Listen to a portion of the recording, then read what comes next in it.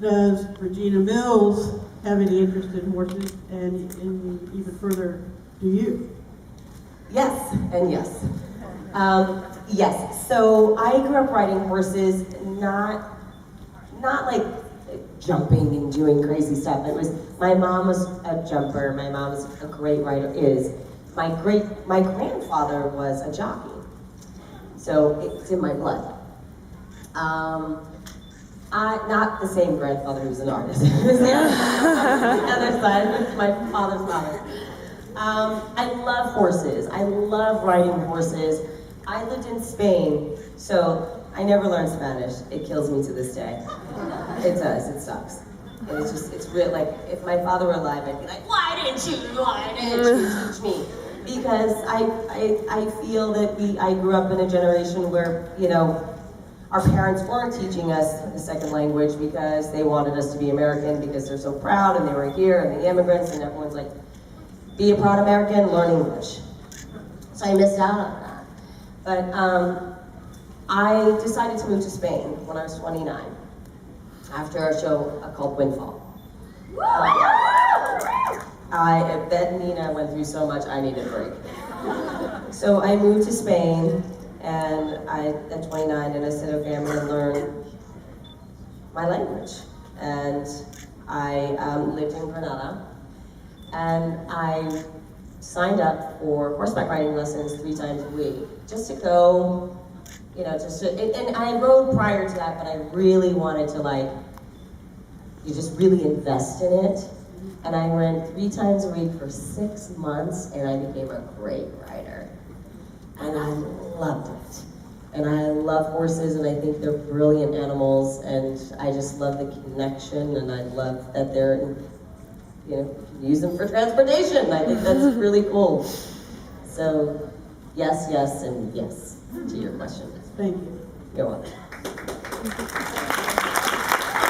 Hi, I was wondering, can you rap for us?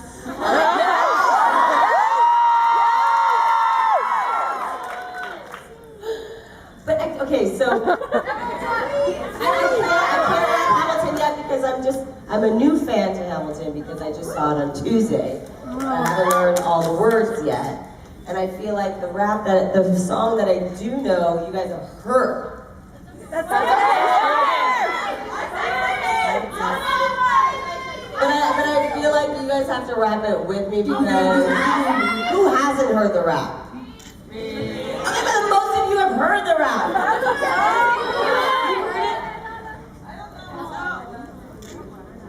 Who knows it? How fat is she? That she can get busy with 22 burritos and times get rough. I seen her in the back of Taco Bell with handcuffs. The reason why I don't sing the rest of that song is because it just gets nasty. And kind of mean. And the words, honestly, are kind of mean. And don't you ever talk about my mama. How's that? That's satiate you? You're welcome. Hi. Hi, okay, I just want to say that you're adorable and I love you and you're the cutest person in the entire world. I refer to you as my baby, people don't get it. I'm just saying. Like, where's that blankie? So, living in Canada, obviously you get like customs, I'm Canadian. And so you're used to like certain customs, and I want to know if you visited Tim Hortons, the coffee shop, and if you have, what's your Tim Hortons meal? Donuts. Yeah, that's what I like to get at Tim Hortons. I did have one of their breakfast sandwiches once. You should get their bagels, the jalapeno bagels toasted with cheese. Okay, I will say that in Vancouver, it's probably the only place that's open past 10 p.m. So I will do that. I got you. Now I know where to go. And now you know what to order too. Thank you for the recommendation. Hello. Hi. So my question is, who is your favorite Marvel character? Because we know that Disney owns Marvel. So with Civil War coming up, Captain America or Team Iron Man?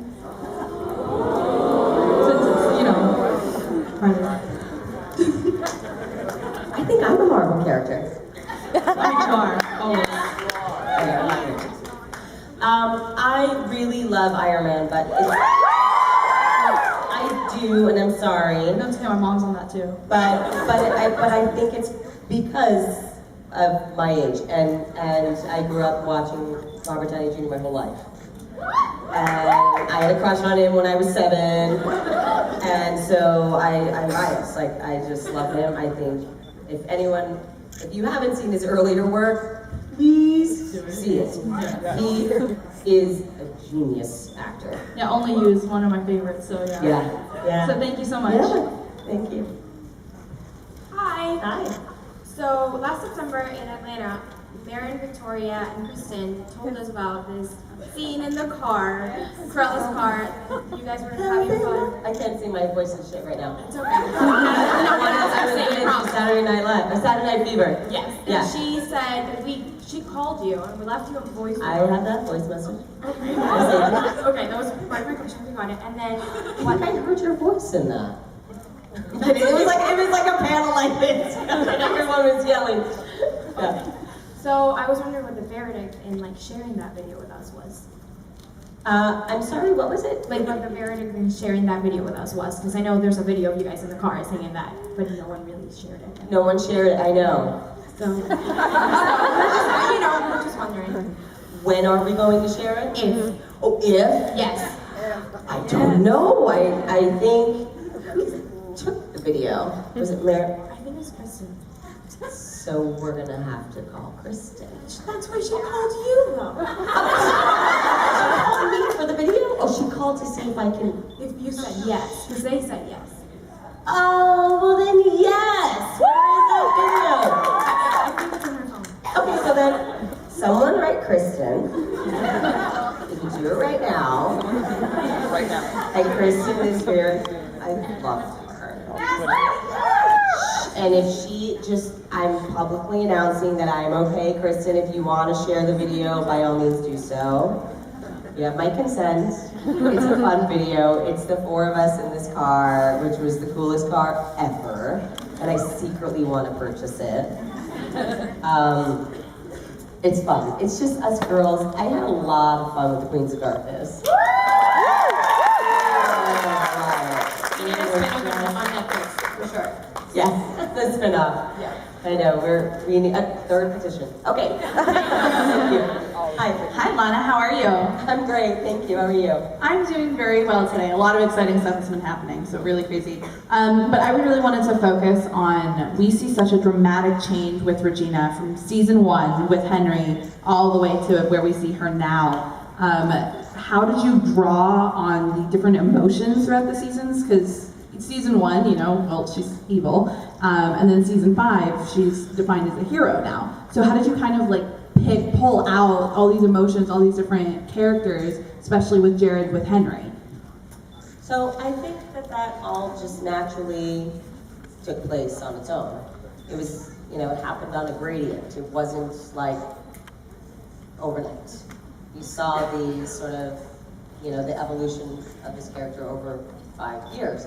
So it's really one day at a time, one scene at a time. And I really have the writers to credit because I had no idea that Regina was going to become this hero. I thought she was going to be the evil queen forever. And then we saw the shift in the 2nd season. It's funny because I went back. I'm kind of a nerd when it comes to Once Upon a Time. That's why we're here. I know, and that's why I'm here. But I like going back and watching the shows, the episodes, and seeing the evolution. And sometimes I have to because of work.